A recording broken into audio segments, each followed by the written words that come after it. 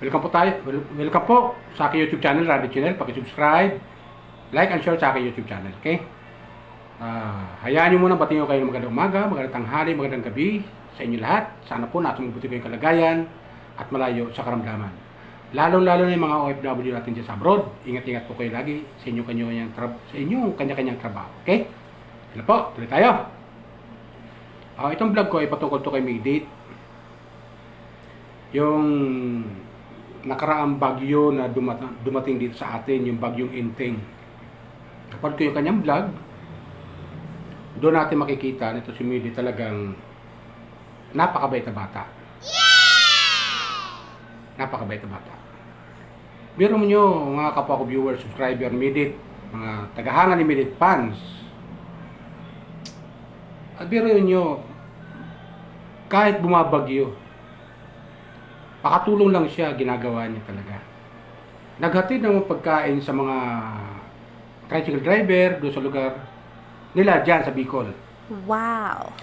Umuulan, kahit mabasa siya, makatid lang siya ng pagkain o food pack na binili niya para lang makatulong sa mga driver na bawat makita niya diyan sa Bicol.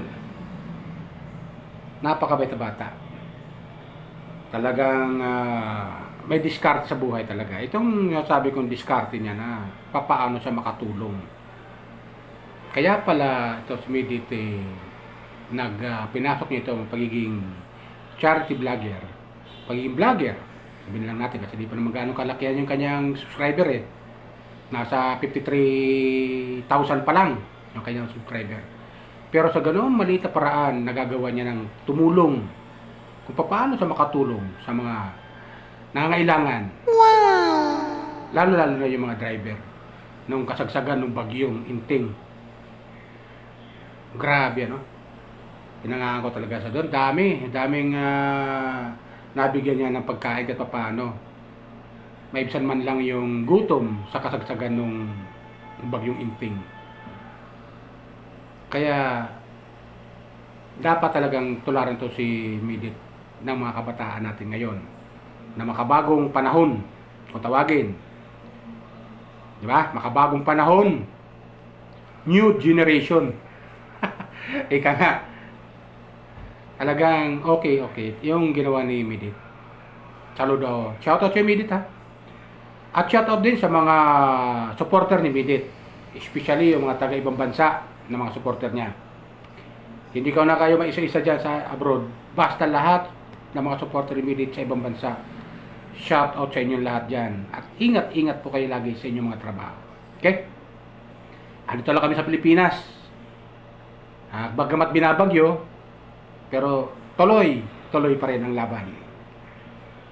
Katulad ni Maydate, kahit bumabagyo, tuloy ang pamimigay ng food pack sa mga sa mga tricycle driver na tuloy din naghahanap buhay at tuloy ang biyahe nila sa mga pasahero na kahit bumabagyo nagagawa pa rin lang pumunta ng palengke o kung saan man gusto. Kaya naisipan ni Maydate na pamamagitan man lang ng pagkain sa maliit na bagay, sabi nga niya, makapagbigay man lang ng tulong kahit maliit na bagay lang to, pero napaka laking halaga yon, napaka laking halaga sa mga driver. So hindi na lang bibilin yon, so malaking bagay yon, di ba mga kapo-viewers? Malaking bagay yon. Kaya ito si Maydate talagang bilib talaga ako, humahanga talaga ako sa kanyang mga ginagawa. Kaya, Wow! hindi tayo magtataka kung bakit marami mga sumusuporta sa kanya. Isipin nyo, simula nung maging Kalingap Angel siya, at nagkaroon love team na Dandit, at nagkaroon nang umalis sa Kalingap, at naging vlogger na nga siya, at naging charity na vlogger siya ngayon. So dumami ang kanyang supporter. Hindi nawala, hindi siya iniwan ng mga supporter niya. Kaya tuloy ang support sa kanya ng mga supporter niya. Diba? Sana ganun din mga kapag-viewers, mga hindi pa nakakapag-subscribe dyan sa aking YouTube channel. Subscribe naman po kayo sa aking channel. Kahit pindutin nyo lang yung subscribe, malaking bagay na po sa akin yan. Lalo-lalo kung mapanood nyo po yung aking video upload ito tungkol kay Midit, yung aking comment dito sa video, ang lalong-lalo kung mapanood nyo itong hanggang sa matapos yung aking comment dito sa video. Itong kangko, yung aking comment ay dada ko sa video para mapanood nyo rin. Di ba? Nagko-comment lang naman ako kung ano ginagawa ni Midit. Nagko-comment ako at dada ko sa video para mapanood nyo rin. Kaya ganun lang ang ginagawa ko. Di ba? Mga kapag-viewers, ganun lang. Ganun ang ginagawa ko. Di nga, baka Kaya tuloy-tuloy lang suporta natin sa kanya. Shoutout sa Davao. Sa mga taga Davao dyan, na mga sumusuporta kay Midit, shoutout sa inyo. Ganon din dun sa sa bandang Abu Dhabi na sumusuporta kay Midit. Shoutout sa inyo dyan sa Abu Dhabi. Dyan sa Middle East, Saudi Arabia na nanonood at sumusubaybay kay Midit sa mga upload video niya. Shoutout sa inyo. Ganon din dyan sa Europe, sa Australia. Shoutout sa inyo dyan. Especially dyan sa Hong Kong. Kasi narating na ni Midit yung Hong Kong na yan eh. Alam kong marami na dyan kay Midit eh, sa Hong Kong eh. Marami mga support si Midit dyan eh. Shoutout sa inyo lahat dyan ha. Ganoon din kay Marin Diquinho Gala. Aba, shoutout sa inyo. Midit, shoutout sa iyo ha. At sa mga kasamahan mo dyan, shoutout. Yun na po. Eh, malaking bagay na yun. Pag na shoutout ko yung inyong channel, malaking bagay na sa akin yun. Ganun lang tayo kasimpleng vlogger, pero yung mag-shoutout ka sa mga tao na nangailangan, sa mga sumusuporta, sa mga taong sumusuporta sa iyo, malaking bagay na yon. At di mawala yung aking pag-shoutout kala Kalinga Prab, Kuya Bal, Ate Idna, at Ate Jack. Bagamat hindi ako official na commentator ng Kalingap, ay nanatili pa rin ang suporta ko sa Kalingap. Ganon din kay Midit. Bagamat hindi ako official na Midit na commentator, reactor, nanatili ang suporta ko kay Midit. Nakita niyo naman, di po ako bumibito kay Midit. Simula na mawala sa Kalingap Angel, sa Dandit Club Team, nanatili po ako sa kanya. Kaya tuloy ang aking suporta kay Midit. Shoutout sa Midit ulit at sa mga kasamahan mo dyan. Wow. So tuloy tayo. Alam niyo mga kapag-viewers, itong ginagawa Midit, umpisa pa lang yan. Nag-uumpisa pa lang siya. Lalong-lalo na kung lumaki yung kanyang channel. Marami siya matutulungan. Tapos, dadami yung kanyang sponsor. Pag dumami yung sponsor, lalawak yan. Lalawak yan. At marami siyang matutulungan ng mga nangangailangan. Malaking bagay yon. Kaya tuloy lang ang suporta natin sa kanya. At sana ito si Midit, hindi siya magbago. Manatili siyang mapagpakumbaba. At matili siya papaano siya nakilala ng tao. Kasi yung tao na sumusuporta sa kanya, yung mga tao na sumusuporta sa kanya, pag gano'n ang ganyang ugali, mananatili yun. Huwag lang siya magbabago. Dahil pag nagbago, mawawala yan.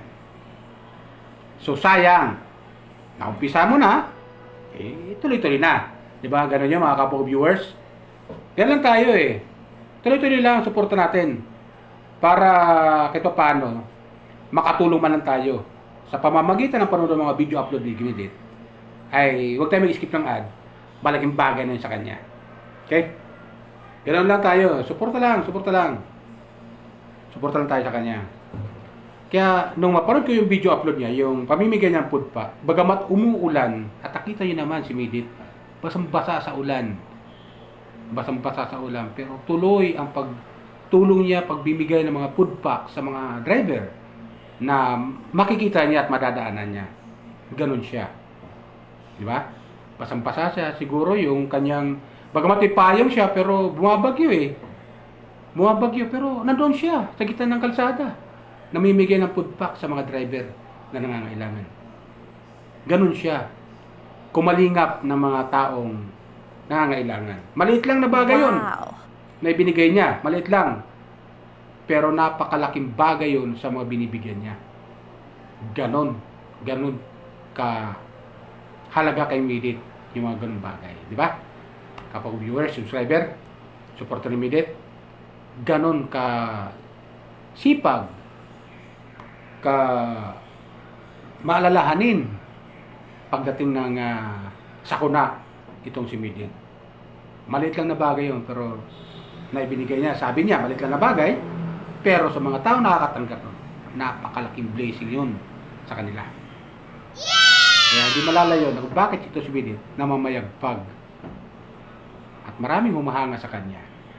Yung 53,000 na yung kanya subscriber. Malapit na mag 54K. Diba? Ganun lang yun. Kaya tuloy lang tayo suporta natin kay Midit. Diba? Manatili lang tayo. At sana, yung hindi pa nakakapag-subscribe sa YouTube channel ko, pakisubscribe lang po. Baka maraming supporter dyan si Midit na hindi nakakapag-subscribe sa aking channel. Subscribe lang po kayo. Malaking bagay na po sa akin yun. Wow. Okay? Pakiusap ko lang po. Mga kapwa ko viewers, subscriber, mga hindi pa nag-subscribe, subscribe lang po kayo sa aking channel, Randy Channel. And comment po kayo dito sa aking channel, okay? Babasahin ko lahat yan, mga comment nyo. Kawawa naman. So, yun lang. Yun lang sa akin mga kapwa ko viewers. Yun lang po ang aking masasabi tungkol kay Midit dahil sa napad ko ngayon kanya paglingap sa mga nangangailangan ng mga driver sa panahon ng bagyo. Ito si Midit nasa gitna pa rin ng kalsada namimigay ng pagkain. So, nakakatuwa, diba? Dapat talaga tularan ng mga kabataan natin ngayon na ganun dapat tumulong sa tao. Maliit man yan na bagay, malaking bagay man yan, basta ipinagkaloob mo sa kanila, tuwan-tuwa yung pagbibigyan mo. Diba? Yan lang po. Baka meron pang hindi nakapag-subscribe sa aking YouTube channel, pakisubscribe lang po, like and share and comment below. Okay? Yan lang po. Bye! Ingat po tayo lagi. Pagpalain po tayo ng pumaykapan.